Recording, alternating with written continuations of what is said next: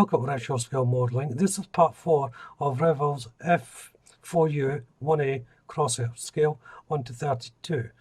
In this part I'm going to be concentrating mainly on the wings and getting them attached to the fuselage. So let's jump into this and see how well I get on. I'm going to begin with building up the wings. Now first of all, there's a small bracket system that has to go in place.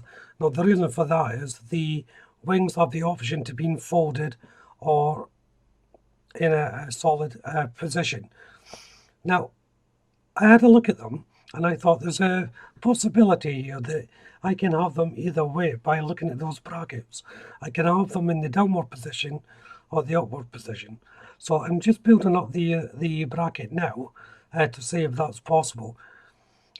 Looking at the instructions, it certainly looks possible, and looking at the design of the bracket, because the instructions is asking you to cement certain areas and leave certain areas not cemented, so therefore the wing can be free moving. Essentially the brackets are made up with 2 retaining walls with a joint pin in between them so that you can operate the wing up and down. It's a very simple looking bracket to make up, and as I'm making it here, I'm quite confident in it in itself. The only sticking points really is making sure each part is completely dry before moving on to the other, but that is a given, of course. But the most important one, because I want this free moving, I'm having to be extremely careful where I place the actual cement on the pin joint bracket part of the bracket. As you can see there, it's made up. It's able to go up and down. Both sides are done now. So looking at that, it may work, it may not. I won't actually know until I put everything together. So in order to do that, I have to then go back to the bottom part of the fuselage and the wings and make up the small areas here. And the first one is air intakes that I'm just placing on. I can then fit the bottom half of the wing. As you can see, the root part of the wing, there's no space there. That's a solid state onto the bottom part of the fuselage. That will be held with a couple of clamps. Just once I get everything lined up, and I know everything will be secure. But as you can see, there's only one part of the wing attached. The other half of the wing isn't attached yet. I'm at the stage now where I can fit the other half of the wing. So you can see the upper half and the lower half of the fuselage. And the next part of the wing, there's just a little clip. It goes in, you push it in, and then just marry up the edges to the other part of the wing. Now I found it easier in the end to have the wing in the upright position like this, the folded position, to attach it in the end. It was putting too much pressure on the fuselage part of the wing, so why make life harder for myself? Since I was able to close it up this way, it seemed like the proper way to do it. All it means is a little bit lip where the joining is of the wing and the fuselage, solid fuselage, but just squeezing it slightly then pops that lip back into the wing root, and then everything should line up. So now I've taken off the clamps and I've had a look, and it's not going to work. I'm only going to have it either one way, as in the wings folded, or in the down position. So I've decided on the down position, and the reason why I've decided it's not worked is where I'm putting the cement here is there's a massive gap.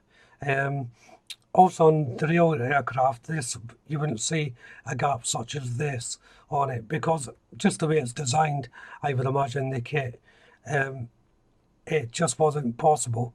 So I've decided to have it as a fixed wing. So a little bit of cement, push the two halves together and clamp up. It's unfortunate, but it was worth a try, and I didn't really waste anything as such. And once the cement was dry, it was time to place on the fuselage. This fitted rather nicely. It fits onto the bottom part of the fuselage. Sometimes when I do these, I have a problem with the leading edge riding up onto the bit that's already assembled. I didn't have it this time, it fitted in perfectly. So while that's drying, I'm going on to the prop, and the blaze I have painted in Revell Aquacolor 302 Silk Black, and for the centre part of the props I'm using Revell Aqua 98 Silver, and that's the main colours that will make up the prop. So it's mostly just touching up paint at this stage. Onto the canopy, and the canopy I'm painting in Humbrol's RC1411 Diesel Blue, so that's the same as the top colour of the fuselage. And as you can see here, I'm just hand painting these in. Any excess I've got, if I've gone over the lines, I will just chip away at that with a cocktail stick until I get a nice clean line. However, I'm fully used to painting these freehand now. I don't really need to go over it with a cocktail stick, but I do have that option if I do go over. Here I'm using Vought plastic putty to fill in it's just a hair fraction of a gap. Now obviously I've got that hair fraction because the way I decided to build it. I wouldn't have had this if I built it either one way or the other. So this is a small problem of my own making, and all it means is using a little bit of filler and repainting a little part of the wing. It's not a big issue to me. Other people may say it's a lot of work for nothing, but it's just how I build, I suppose. And it's time to repaint using the Humbrol RC411 Diesel Blue. Now it turns out I got the pattern slightly wrong anyway. On the top part of this wing, it is one solid colour. I thought it was two-toned, but I think I got mixed up with the underside. So anyway, it was a good job that the wings didn't fall properly, or I wouldn't have been able to repaint this.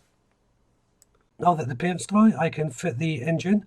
So this goes on a little bracket right inside the fuselage. It's a little bit tricky to fit. I'm going to have to hold this for quite some time before it bonds.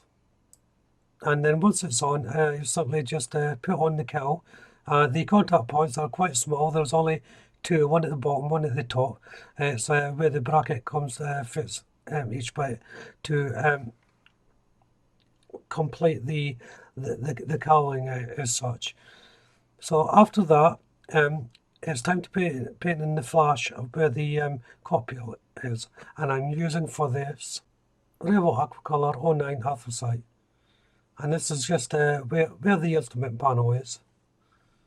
Next is the landing gear. These went in fairly simple. The prongs that go in the contact points just slotted in without any hassle. These always take a little bit of time to dry though, so just allow for that when you're building. Make sure you give more than enough time. The last thing you want to do is flip it over and the wheels collapse on you. And the last thing I'm going to be doing for this part is putting on the covers for the bays there. These are fairly simple to put on once you get them lined up. So if you haven't done so already, why don't you check out the channel for my other builds? If you subscribe to the channel, hit that notification bell, that way you'll be kept up to date with all my builds, including this one of course. Hit that like button, don't be afraid to leave a comment, and of course you can share the video. But for now, thank you all very much for watching, bye bye.